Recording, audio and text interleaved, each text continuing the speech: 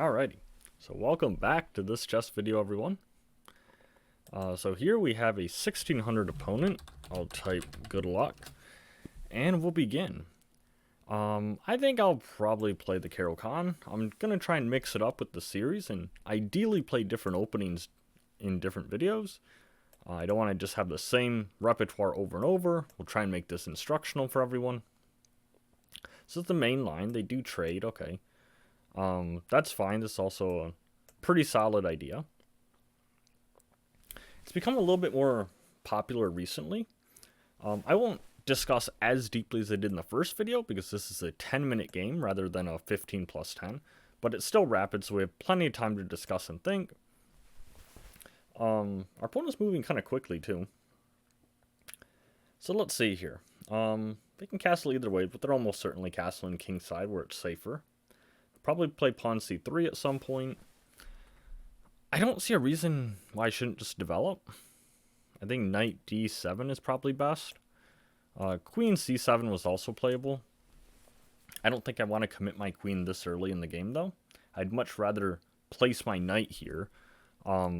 If I were to advance c5, I may have this move, but then they can always play d5. Right? That may misplace my knight. And so the knight pretty much belongs on this square, but I'm not as certain where the queen belongs. And so that's why I kind of held off developing that. Alright, so let's see. They're trying to make me exchange off my bishop. I don't really want to give them the bishop pair that easily. Question is which square to go back to. This maintains the pin, sort of. Even though they have this bishop here. There's also this retreat. This is alright as well, but then after this I'm not really too sure what I've accomplished. Let's see. If they play c3, I wonder if I do come back here at some point, they'll just offer this in trade. This seems kind of drawish. I'm going to play here. It may or may not be best, but I want imbalances. So we'll see what they do. They'll probably castle kingside. And then I'll probably have to decide what to do. Right now on my radar is rook to e8. Possibly bringing the knight back, supporting these ideas. This square to defend, and this square here to try and relocate my knight. And my opponent has nothing of it. They castled queenside, which is ambitious to say the least. I like the fighting spirit. I wanted an imbalance, and I got it. We got opposite sides castling. So now I have to figure out what my plan here is. Pawn storm seems logical, right? b5, a5. There's also relocating my knight. That could be first. I may want to start with the pawn storm first. Yeah, I think I'll advance my pawns first. The reason being this knight may want to relocate this way. And I have extra options, right? If I didn't move that, then my pawn would be blocked. And that kind of cuts down my options. Pawn storm, so I may as well combine ideas. Put the pawn on b5 first. Then I can play the knight over. That's a good move. When you castle queenside, you generally want to move your king a little bit safer to b1. I would play this if it wasn't for their queen defending that square. Maybe just play here. Yeah, that looks straightforward. a5. Continuing the pawn storm, I may play this. So do we want to trade dark square bishops? We don't lose the bishop here because we both lose the bishop. So let's see. If takes on f4, what have really accomplished? I don't see a ton, but on the flip side, we may just play this, right? Maintains the tension, and now they just have a trade here. That helps us develop a piece. Whereas before, we're kind of helping them. Yeah, so they play the pawn storm idea. I may play here, I may play here, and even some lines I may play this. So really this knight is really flexible. I'm also seeing potential tactics, right? There's this, and then here I'm attacking this pawn, and I may have pressure on this. It's not winning anything yet, but it's something to kind of keep in mind. Let's see. May also figure out which pawn to push if I'm going to continue the pawn storm.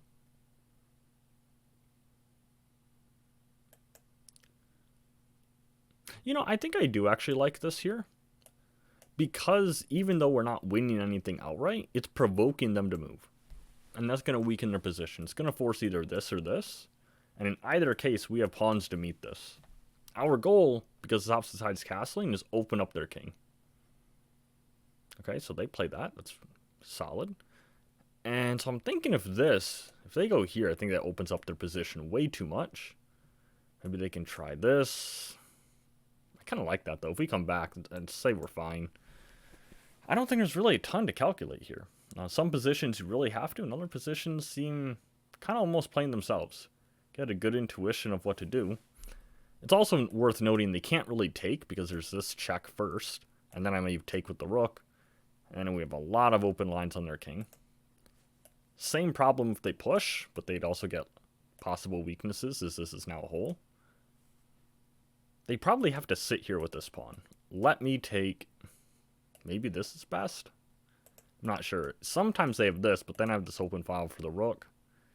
This position seems kind of scary. Yeah, so they come back. I'm now eyeing h1. Of course, they're defending it with the other rook, but that rook may not always be there. Let's see. I think taking is fine. We do want to open up their king. Yeah, if they were going to play knight takes, that would cause other problems, blocking their pawns. So this restricts my knight for the time being.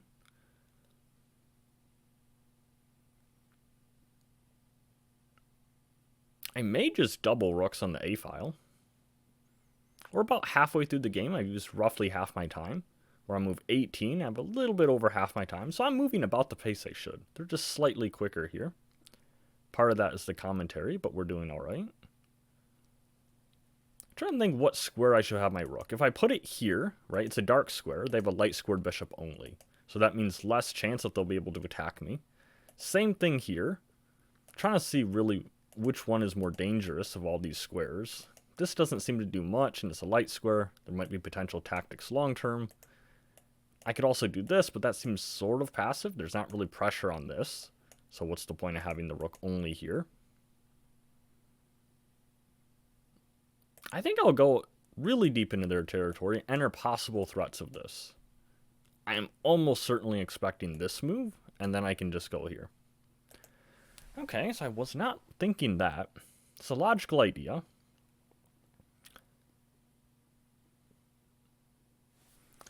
Yeah, so I'm going to say just come back. Not every move has to be really fancy. Okay, so they're putting pressure on this pawn. You know, an interesting idea is if I push and they take, there's this check. That looks rather annoying. Here? Here. I mean, it's a pawn sacrifice, but their king is dangerously open. I may play that just for the surprise value. If I want to play instructional and slow, I can also try this move. Attack the queen, threatening to relocate one of these squares. c5 is tempting, just because it's attacking. But I'm going to try and make this instructional, so let's just play this. We're going to try and play this solid. We don't really want to give them counterplay. We'll see what they do. I mean, moving the queen is kind of difficult. I feel like they're almost certainly going to take. And then the question is, do I want to take with the bishop, or do I want to take with the pawn? Queen is possible as well, but I don't like that one as much. There isn't really as much on this battery anymore. So let's see. Yeah, they go there.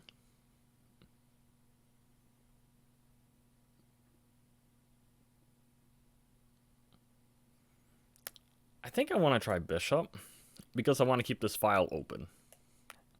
I don't see my queen moving right away, so I think this is probably fine. I don't see a reason not to double. Alright, so now they start defending.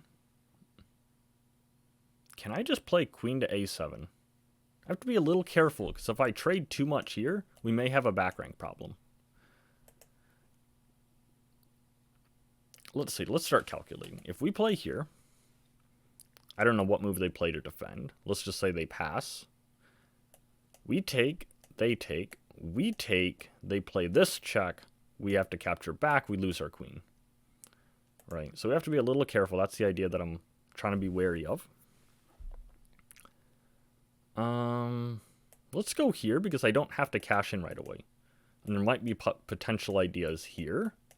And then that's actually mate.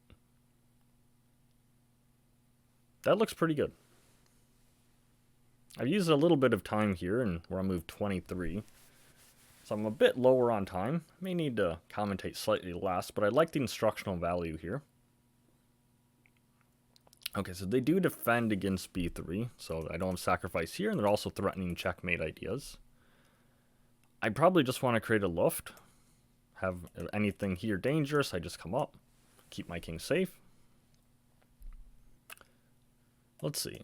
Here, take. That looks really good for us.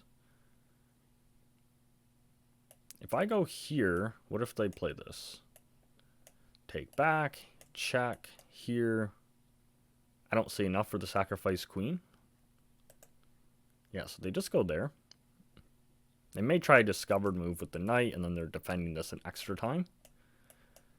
Take, queen check. Here, we're a little lower on time. This just looks too good not to play.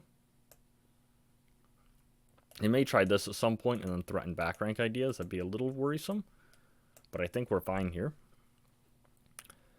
So let's see. If we go check and they come back, I may bring my rook up.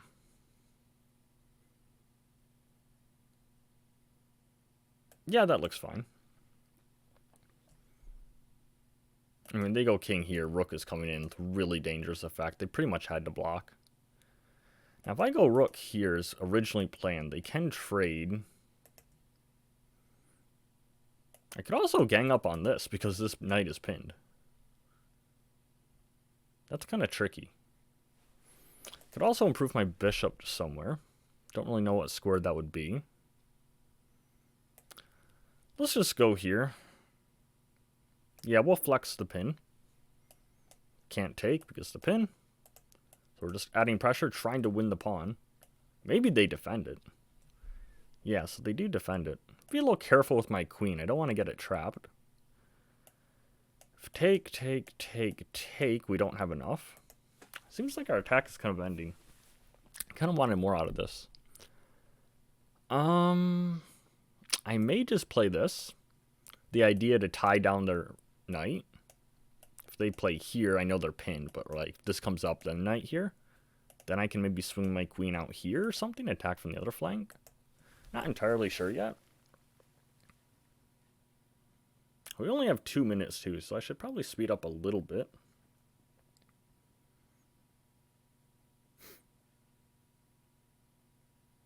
Let's see.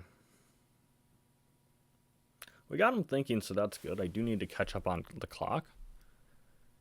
We go here. Force the trade. They come back. I mean, that actually looks good. I kind of want to simplify here. Let's pre-move the recapture since we're lower on time. I like that because then b3 is weak and we're attacking it twice. So we're not just simplifying, we're winning material. They have to go back to defend the knight. I could offer a queen trade, but I think it's stronger to play the bishop. Keep the attack going. Okay, they play that check. Then they go there. So they win the pawn back, and they defend the mate. There's no checks to my king, so I seem safe. I could just win this pawn.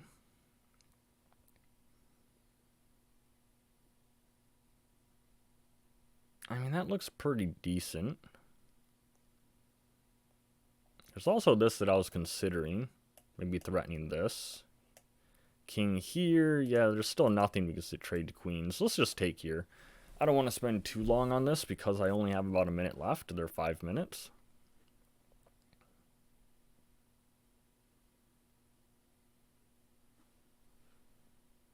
I'm not really sure what I plan on doing with my pieces and how to relocate. I'm thinking probably something along the lines of maybe relocating my bishop, something like this, or here, but I would have to have this square defended first. Ooh, never mind. They might be helping us do that. Let's see. Not much time. Let's just go check. I don't love having 44 seconds. Almost forced. Actually, I think it is. I mean, there's a knight, but okay. Yeah, I think we just have to go back here and save that. The knight does a decent job of defending their king. They're definitely going to push this pawn dangerously. Oh, now they want a queen trade. Low time. I should probably accept it, but I'm going to try and go after the pawn. Well, that just blunders with check.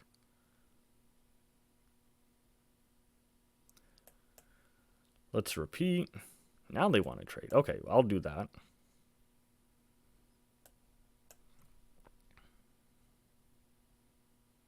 Okay, and then resign. Alright, good sportsmanship there. I think I still could have converted. Alright, so we're going to click Analyze here. Okay, so let's take a look at this. See where we could always improve. So far, opening theory. I again mentioned what I was going to say earlier in the game, where I was saying this variation has become a little bit more popular as of lately, in the last decade or two, where you take. The old main line, of course, before the knight out, was to play bishop here. This is the classical variation. That's the one that's pretty much stood the test of time throughout history.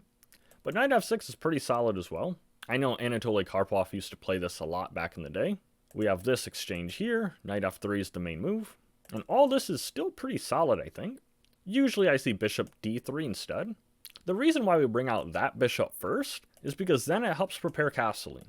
I mean, if we ignore the pieces and just look at the squares, white has to move 2 pieces to get castled kingside, but they have to move 3 pieces to castle queenside. So that's one of the reasons you'll usually want to castle kingside. It gets your king safer 1 move quicker. But maybe this isn't too bad because their plan was to castle queenside apparently.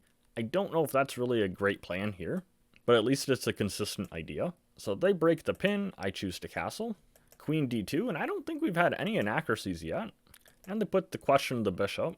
It really looks like we're spoiled for choice here. Apparently, according to the engine, either taking here or bishop back are all within centipawns of each other. So it's really just whichever move you feel more comfortable with and which one you understand better. I went back here because I wanted imbalances. The engine at this depth is saying bishop f5 was slightly better.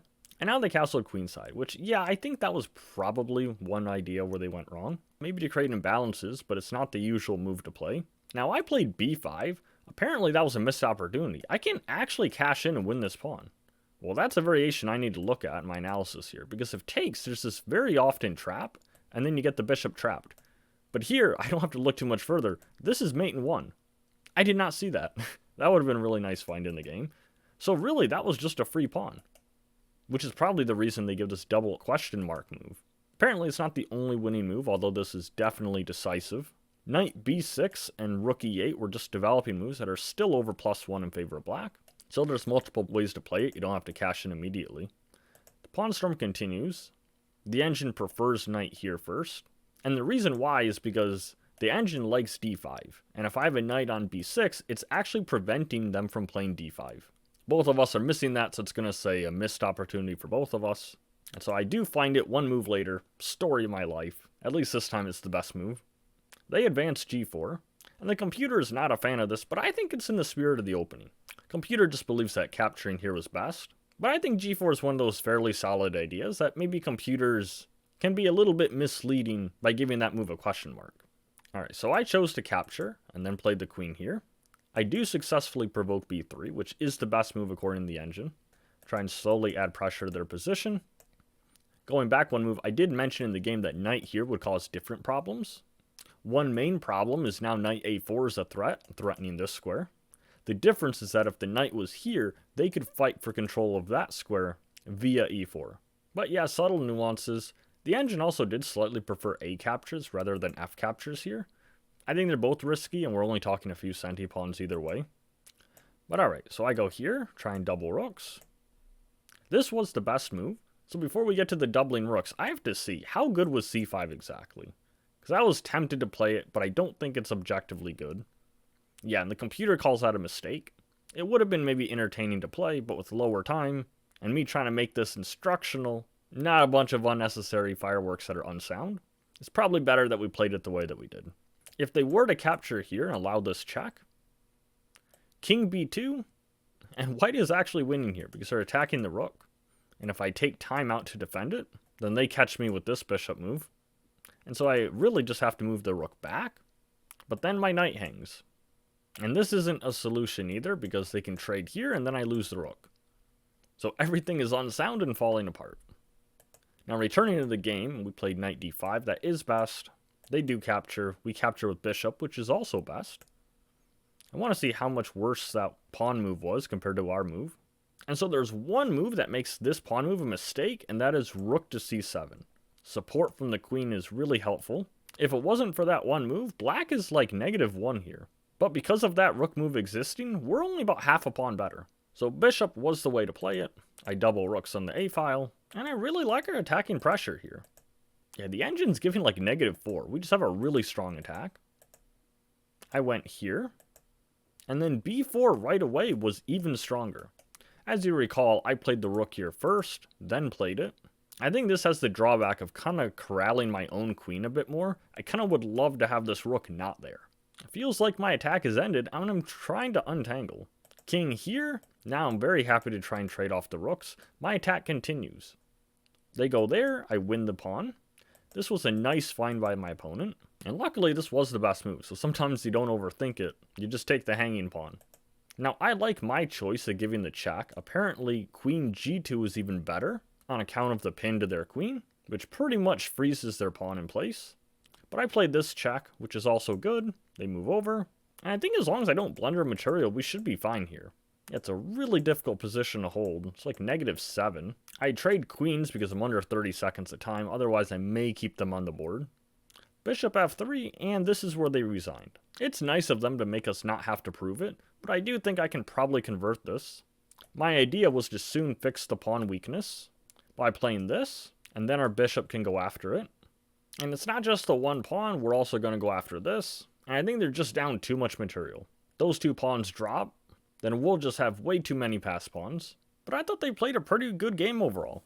If I go back to the accuracy, they had about 83% and I had 89%, so it was pretty close overall. I think the thing that really saved us is other than those two missed opportunities, mostly involving grabbing the pawn on a2, we played pretty solid. I didn't see any mistakes or blunders, and I didn't even see any inaccuracies. But our opponent played really strong chess overall. I think it was probably just the castling queenside. Let's see what the computer recommends instead. They suggest c4. Castling kingside is also a good move. And so I really do think that was pretty much the only thing in this game. Alright, so I hope everyone found this video instructional. Thanks for stopping by, everyone. I will see you in the next chess video.